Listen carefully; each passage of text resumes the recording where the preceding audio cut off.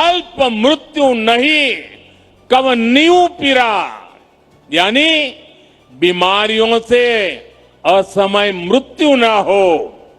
राम से राष्ट्र का मतलब है मानव एक भक्ति कर नाता, अर्थात हमारा समाज ऊंच नीच के भाव से मुक्त हो और हर समाज में सामाजिक न्याय की स्थापना हो।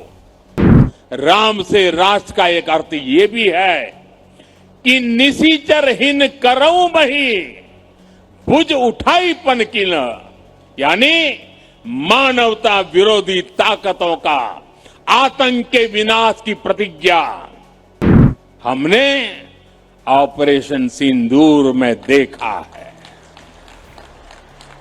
भारत आतंक के विनाश की प्रतिज्ञा करके आतंकियों की कमर तोड़ रहा है। छत्तीसगढ़ की विकास यात्रा के लिए आज का दिन एक स्वर्णिम शुरुआत का दिन है और मेरे लिए व्यक्तिगत तौर पर ये बहुत ही सुखद दिन है, अहम दिन है। मेरा बीते कई दशकों से इस भूमि से बहुत आत्मीय नाता रहा है। एक कार्यकर्ता के रूप में मैंने छत्तीसगढ़ में बहुत समय बिताया। यहां से मुझे बहुत कुछ सीखने को मिला। मेरे जीवन को गढ़ने में यहां के लोगों का, यहां की भूमि का बहुत बड़ा आशीर्वाद रहा है। छत्तीसगढ़ की परिकल्पना, इसके निर्माण का संकल्प और फिर उस संकल्प की सिद्धि, हर एक क्षण पर मैं छत्तीसगढ़ के परिवर्तन का साक्षी रहा हूं। और आज जब छत्तीसगढ़ 25 वर्षों की यात्रा के अहम पड़ाव पर पहुंचा है, तो मुझे इस क्षण का भी सहभागी बनने का अवसर मिला है। आज इस रजत जयंती के उत्सव पर मुझे राज्य के लोगों के लिए इस नई विधानसभा के लोकार्पण करने का सौभाग्य मिला है। मैं छत्तीसगढ़ के लोगों को, राज्य सरकार को इस अवसर पर अपनी शुभकामनाएं देता हूं, बधाई देता हूं। साथियों, 2025 का ये वर्ष भारतीय गणतंत्र का अमृत वर्ष भी है। 75 वर्ष पहले भारत ने अपना संविधान देशवासियों को समर्पित किया था। ऐसे में आज इस ऐतिहासिक अवसर पर मैं इस अंचल से संविधान सभा के सदस्य रहे रविशंकर शुक्ल जी,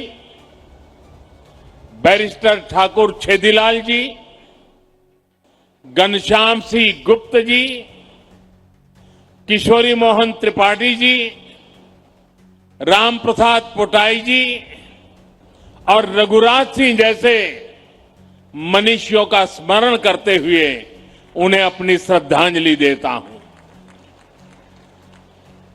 तब के काफी पिछड़े रहे इस क्षेत्र से दिल्ली पहुंचकर इन विभूतियों ने बाबा साहब के नेतृत्व में संविधान के बनने में महत्वपूर्ण भूमिका निभाई थी। साथियों, आज का दिन छत्तीसगढ़ के इतिहास का स्वर्णिम अध्याय बनकर चमक रहा है।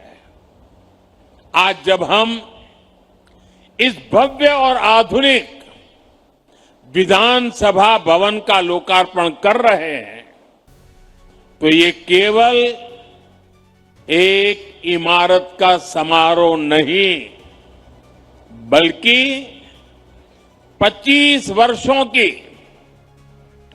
जन आकांक्षा, जन संघर्ष और जन गौरव का उत्सव बन गया है। आज छत्तीसगढ़ अपने स्वप्न के नए शिखर पर खड़ा है और इस गौरवशाली क्षण में मैं उन महापुरुष को नमन करता हूं जिनकी दूरदृष्टि और करुणा ने इस राज्य की स्थापना की। वो महापुरुष हैं भारत रत्न श्रद्धेय अटल बिहारी वाजपेयी जी। साथियों, साल 2000 में जब अटल जी ने छत्तीसगढ़ राज्य का गठन किया तो वो निर्णय केवल प्रशासनिक नहीं था, वो निर्णय था विकास की नई राह खोलने का और वो निर्णय था छत्तीसगढ़ की आत्मा को पहचान दिलाने का।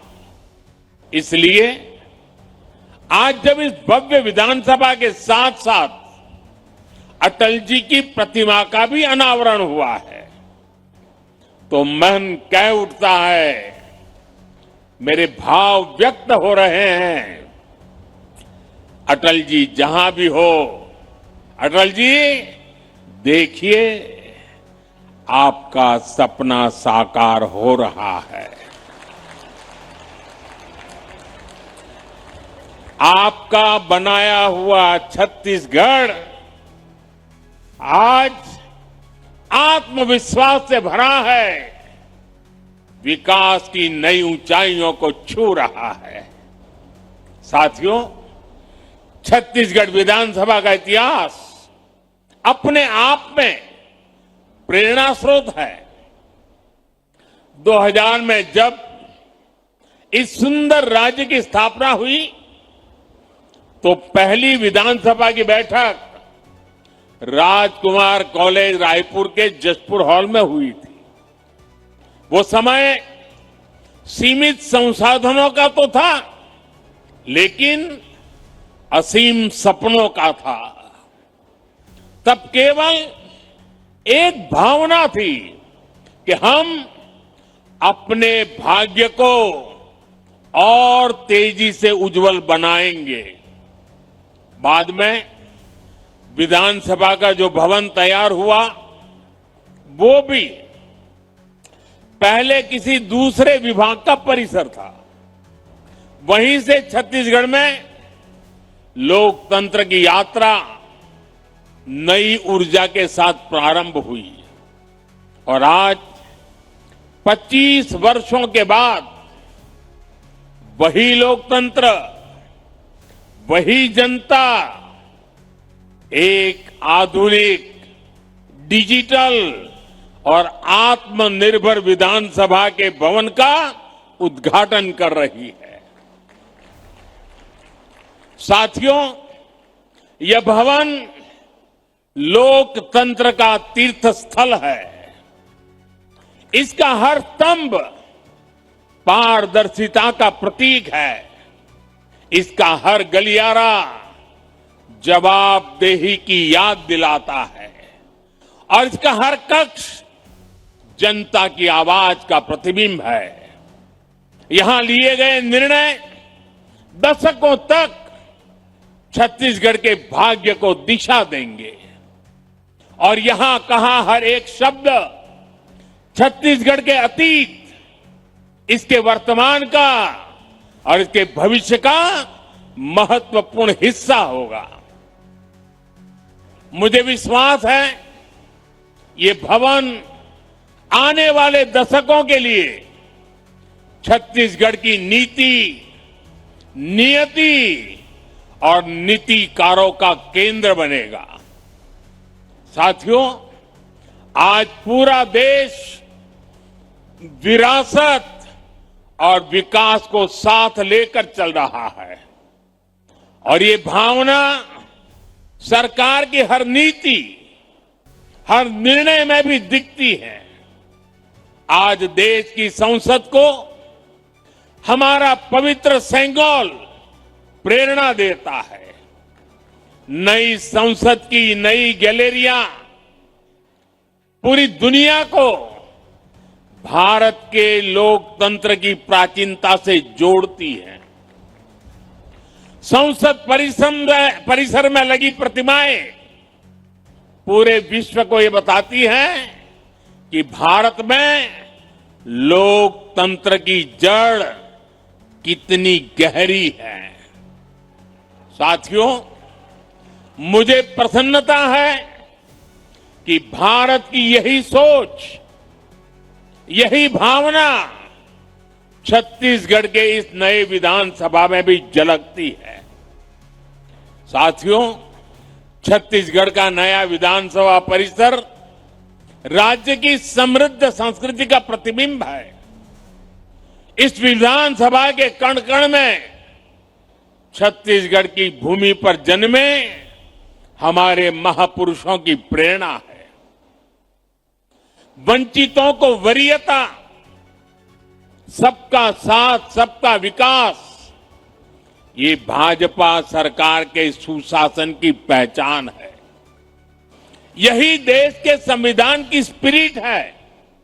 यही हमारे महापुरुषों, हमारे ऋषियों, मनीषियों के दिए संस्कार है। साथियों, मैं जब इस भवन को देख रहा था तो मुझे बस्तर आर्ट की सुंदर झलक दिखाई दी। मुझे याद है, कुछ महीने पहले थाईलैंड के प्रधानमंत्री जी को मैंने यही बस्तर आर्ट भेंट की थी। बस्तर की एक कला हमारी सृजनशीलता और सांस्कृतिक शक्ति का प्रतीक है। साथियों, इस भवन की दीवारों में बाबा गुरु घासीदास जी का मन खे एक समान का संदेश है, जो हमें सबका साथ, सबका विकास, सबका सम्मान सिखाता है। यहां के हर द्वार में माता शबरी की सिखाई आत्मीयता है, जो हमें हर अतिथि, हर नागरिक का स्नेह स्वागत करने की बात बताती है। इस सदन की हर कुर्सी में संत कबीर का सिखाया सच्चाई और निडरता का भाव है और यहां की नींव में महाप्रभु वल्लभाचार्य जी का बताया नर सेवा नारायण सेवा का संकल्प है। साथियों, भारत लोकतंत्र की जननी है, मदर ऑफ डेमोक्रेसी है। हमारा आदिवासी समाज तो पीढ़ियों से लोकतांत्रिक परंपराओं को जीता आया है। मुरिया दरबार, बस्तर की आदिम संसद इसका जीवंत उदाहरण है। वो आदिम संसद थी। सालों से हमारे यहां समाज और शासन मिलकर समस्याओं का समाधान करते रहे हैं और मुझे प्रसन्नता है कि इस विधानसभा में भी मुरिया दरबार की परंपरा को स्थान मिला है। साथियों, एक और इस सदन के हर कोने में हमारे महापुरुषों के आदर्श हैं, तो वहीं इसकी अध्यक्ष पीठ पर रमन सिंह जी जैसा अनुभव नेतृत्व भी है। रमन जी इस बात का बहुत बड़ा उदाहरण है कि एक कार्यकर्ता अपने परिश्रम से, अपने समर्पण भाव से लोकतांत्रिक व्यवस्था को कितना सशक्त बना सकता है। साथियों, क्रिकेट में तो देखते हैं कि जो कभी कैप्टन रहता है वो कभी टीम में खिलाड़ी बनकर के भी खेलता है, लेकिन राजनीति में ऐसा देखने को नहीं मिलता है। ये उदाहरण रमन सिंह जी दे सकते हैं कि जो कभी कैप्टन हुआ करते थे वो आज सच्चे स्पिरिट से कार्यकर्ता के छत्तीसगढ़ की सेवा के लिए समर्पित हर कार्यकर्ता के लिए प्रेरणा के रूप में कार्य कर रहे हैं। साथियों,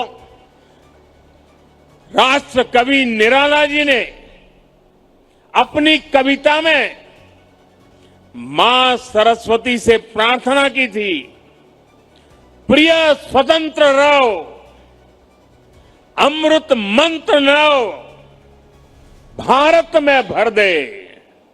यह केवल काव्य नहीं था, यह आजाद भारत के नव सृजन का मंत्र था। उन्होंने नव गति, नव लय, नव स्वर की बात कही, यानी कि एक ऐसे भारत की जो परंपरा से जुड़ा हो लेकिन भविष्य की ओर पूरे आत्मविश्वास से आगे बढ़े। आज जब हम छत्तीसगढ़ के नए विधानसभा में खड़े हैं तो यह भावना यहां भी उतनी ही सार्थक है। यह भवन भी उसी नव स्वर का प्रतीक है जहां पुराने अनुभवों की ध्वनि है और नए सपनों की ऊर्जा भी है। और इस ऊर्जा के साथ हम एक ऐसे भारत का निर्माण करना है, एक ऐसे छत्तीसगढ़ की नींव बनानी है जो विरासत से जुड़कर विकास के पथ पर आगे बढ़ सके। साथियों, नागरिक देवो भव ये हमारे सुशासन का मंत्र है और इसलिए हमें विधानसभा के हर निर्णय में जनता के हित को ध्यान में रखकर काम करना होगा। यहां कानून ऐसे बने जो रिफॉर्म को गति दे, जिससे लोगों का जीवन आसान हो, जो लोगों के जीवन से सरकार के अनावश्यक दखल को बाहर करे, सरकार का न अभाव हो और न ही अनावश्यक प्रभाव हो। यही तेज प्रगति का एकमात्र मंत्र है। साथियों, ये हमारा छत्तीसगढ़ तो भगवान श्री राम का ननिहाल है। भगवान श्री राम इस धरती के भांजे हैं। आज इस नए परिसर में श्री राम के आदर्शों को याद करने का इससे बेहतर दिन और क्या होगा। भगवान राम के आदर्श हमें सुशासन की सीख देते हैं। साथियों, अयोध्या में राम मंदिर की प्राण प्रतिष्ठा के समय हम सभी ने देव से देश और राम से राष्ट्र का संकल्प लिया था। हमें याद रखना है, राम से राष्ट्र का अर्थ है राम राज बैठे त्रिलोका, हर्षित भये गए सब रोग शोका। इसका अर्थ है सुशासन और जन कल्याण का राज। इसका अर्थ है सबका साथ सबका विकास की भावना से शासन। राम से राष्ट्र का अर्थ है नहीं दरिद्र को दुखी न दीना, जहां कोई न गरीब हो ना कोई दुखी हो, जहां भारत गरीबी से मुक्त होकर आगे बढ़े। राम से राष्ट्र का अर्थ है अल्प मृत्यु नहीं कवनीयु पीरा, यानी बीमारियों से असमय मृत्यु ना हो, यानी स्वस्थ और सुखी भारत का निर्माण हो। राम से राष्ट्र का मतलब है मानव एक भक्ति करनाता, अर्थात हमारा समाज ऊंच नीच के भाव से मुक्त हो और हर समाज में सामाजिक न्याय की स्थापना हो। साथियों, राम से राष्ट्र का एक अर्थ ये भी है कि निशिचरहीन करऊं बही भुज उठाई पनकिन, यानी मानवता विरोधी ताकतों का आतंक के विनाश की प्रतिज्ञा। और यही तो हमने ऑपरेशन सिंदूर में देखा है। भारत आतंक के विनाश की प्रतिज्ञा करके आतंकियों की कमर तोड़ रहा है। भारत आज नक्सलवाद, माओवादी आतंक को भी समाप्त करने की तरफ बढ़ रहा है। भारत आज अभूतपूर्व विजय के गर्व से भरा हुआ है और गर्व की यही भावना आज छत्तीसगढ़ विधानसभा के इस नए परिसर में हमें चारों तरफ दिख रही है। साथियों, पिछले 25 वर्षों में छत्तीसगढ़ ने जो परिवर्तन देखा है वो अद्भुत और प्रेरणादायी है। कभी यह राज्य नक्सलवाद और पिछड़ेपन से पहचाना जाता था, आज वही राज्य समृद्धि, सुरक्षा और स्थायित्व का प्रतीक बन रहा है। आज बस्तर ओलंपिक की चर्चा देश के कोने कोने में है। नक्सल प्रभावित क्षेत्रों में आज विकास की लहर और सुकून की मुस्कान लौट आई है और इस परिवर्तन के पीछे है छत्तीसगढ़ की जनता का परिश्रम और भाजपा सरकारों का दूरदर्शी नेतृत्व। साथियों, छत्तीसगढ़ के रजत जयंती समारोह का उत्सव अब एक बड़े लक्ष्य का आरंभ बिंदु बनने जा रहा है। 2047 तक, 2047 तक जब भारत अपनी आजादी के 100 साल मनाएगा, हमें विकसित भारत निर्माण के जो लक्ष्य तय किए हैं उसमें छत्तीसगढ़ की भूमिका बहुत बड़ी होने वाली है। और इसलिए मैं उपस्थित सभी साथियों से भी कहूंगा, सभी जनप्रतिनिधियों से कहूंगा कि आप एक ऐसी व्यवस्था का निर्माण करिए, एक ऐसी विधानसभा का उदाहरण बनाइए जो विकसित भारत के हर राज्य को कुछ नया करने के लिए प्रेरित करे। यहां होने वाले संवादों में, यहां पूछे जाने वाले प्रश्नों में, सदन में होने वाली कार्यवाही में, सब में एक श्रेष्ठता लाने का प्रयास हो। और हम जो भी करें, जिस भी रूप में करें, सबका लक्ष्य विकसित छत्तीसगढ़, विकसित भारत का निर्माण हो। साथियों, छत्तीसगढ़ की इस नई विधानसभा की श्रेष्ठता इसके भवन की भव्यता से ज्यादा यहां के लिए जाने वाले जन कल्याण के निर्णयों से निर्धारित होगी। ये इस बात से तय होगी कि सदन छत्तीसगढ़ के सपनों को, इसकी सोच को कितनी गहराई से समझता है और उन्हें साकार करने के लिए कितने दूर तक चलता है। हमारा हर निर्णय ऐसा होना चाहिए जो किसान की मेहनत को सम्मान दे, युवा के सपनों को दिशा दे, नारी शक्ति के जीवन में नई आशा की किरण लेकर आए और समाज में अंत्योदय का माध्यम बने। हम सबको ये याद रखना है कि हम विधानसभा केवल कानून बनाने का स्थान नहीं, बल्कि यह छत्तीसगढ़ के भाग्य निर्माण का प्रखर केंद्र है, जीवंत इकाई है। इसलिए हम सबको ये सुनिश्चित करना होगा कि यहां से निकलने वाले हर विचार में जन सेवा की भावना हो, विकास का संकल्प हो और भारत को नई ऊंचाई पर ले जाने का विश्वास हो। यही हमारी कामना है। साथियों, लोकतंत्र में कर्तव्य को सर्वोपरि रखते हुए हम सब सार्वजनिक जीवन में अपनी भूमिका निभाए, यह संकल्प लेना ही नए विधानसभा भवन के लोकार्पण के इस अवसर के सबसे बड़ी सार्थकता होगी। आइए इस परिसर से हम सभी भारतीय गणतंत्र के इस अमृत वर्ष में यह संकल्प लेकर जाएं कि जनता जनार्दन की सेवा को ही अपने जीवन का ध्येय बनाएंगे। आप सभी को लोकतंत्र के इस सुंदर नव मंदिर के लोकार्पण पर मैं पुनः शुभकामनाएं और बधाई देता हूं। मैं मुख्यमंत्री जी को और विशेष रूप से मेरे मित्र रमन सिंह जी को इस कल्पना को साकार करने के लिए हृदय से बहुत बहुत बधाई देता हूं। जय भारत,